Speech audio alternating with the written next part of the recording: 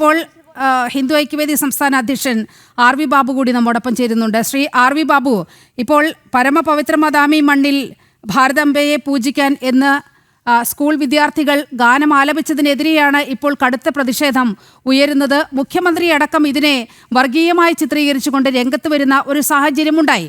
മൂന്നാം വന്ദേ ഭാരത് കേരളത്തിന് ലഭിക്കുമ്പോൾ നമുക്ക് ഏവർക്കും അഭിമാനമാണ്, കേരളത്തിലുള്ളവർക്കെല്ലാം അഭിമാനമാണ്. പക്ഷേ അതിൻ്റെ ഒരു ശോഭ കെടുത്താൻ വേണ്ടി ഇത്തരത്തിൽ മനഃപൂർവ്വം ഒരു ആരോപണം, എന്തുകൊണ്ടാണ് ഇത്തരത്തിലുള്ള അസഹിഷ്ണുത ഇവർ തുടരുന്നത്? Shri R V Babu. അല്ല, ഈ രാഷ്ട്രഭക്തി ഗീതം, ഇപ്പൊ വന്ദേ ഭാരത് എന്നുള്ള പദം തന്നെ ഈ രാഷ്ട്രത്തെ ആദരിക്കുന്ന ഒരു പദമാണ്. അതാണ് ആ ട്രെയിനിലിട്ടിരിക്കുന്ന പേര് തന്നെ വന്ദേ ഭാരത് എന്നാണ്. അപ്പൊ വന്ദേ ഭാരതിൽ ഒരു രാഷ്ട്രഭക്തി ഗാനം പാടുന്നത് ഇഷ്ടപ്പെടുന്നില്ലെങ്കിൽ ഇഷ്ടപ്പെടാതിരിക്കട്ടെ എന്ന് മാത്രമേ പറയാൻ പറ്റുള്ളൂ. വന്ദേ ഭാരതിൽ ഏതായാലും പുഷ്പൻ അറിയാമെന്നുള്ള പാട്ടിടാൻ പറ്റില്ലല്ലോ, പുഷ്പൻ അറിയാമെന്നുള്ള പാട്ട് പഠിക്കാൻ പറ്റില്ലല്ലോ. വന്ദേ ഭാരതിൽ രാഷ്ട്രഭക്തി ഗാനം പാടും. രാഷ്ട്രഭക്തി ഗാനം വർഗീയമാണെന്നാണ് മുഖ്യമന്ത്രി പറയണമെങ്കിൽ 1000 വട്ടം പാടും എന്ന് മുഖ്യമന്ത്രിയോട് പറയാനുള്ളൂ.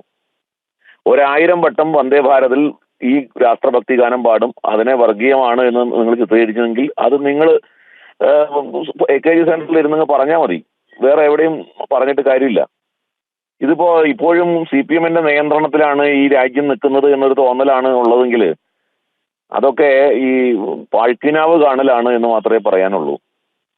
വന്ദേ ഭാരതിൽ മാത്രമല്ല, ഇനി നാളെ രാജ്യത്തെ എല്ലായിടത്തും ഇന്ന് പാടുന്നവര് ഇപ്പൊ ഈ എതിർക്കുന്നവരൊക്കെ നാളെ ഈ പാട്ട് ഏറ്റുപാടും. ഭാരതം മുഴുവൻ പാടും. ഭാരതം മുഴുവൻ പാടണം എന്ന അഭിപ്രായക്കാരാണ് ഞങ്ങള്. അതുകൊണ്ട് ഭാരതത്തെ കൊണ്ട് മുഴുവൻ പാടിക്കും ഞങ്ങൾ ഈ പാട്ട്. ഈ നാടിനെ വന്ദിക്കുന്ന, ഈ രാഷ്ട്രത്തെ വന്ദിക്കുന്ന, ഈ നാടിന്റെ ഓരോ തരി മണ്ണും പവിത്രമാണ് എന്ന് കരുതുന്ന, അല്ലെങ്കിൽ അതിന് ആ നിലയ്ക്ക് പാടുന്ന പാട്ട് ഭാരതീയർ മുഴുവൻ പാടണം എന്നുള്ള പക്ഷക്കാരാണ്. അതുകൊണ്ട് ഈ പാട്ട് ഞങ്ങൾ പാടും, ഇനിയും പാടും, സംശയമൊന്നുമില്ല.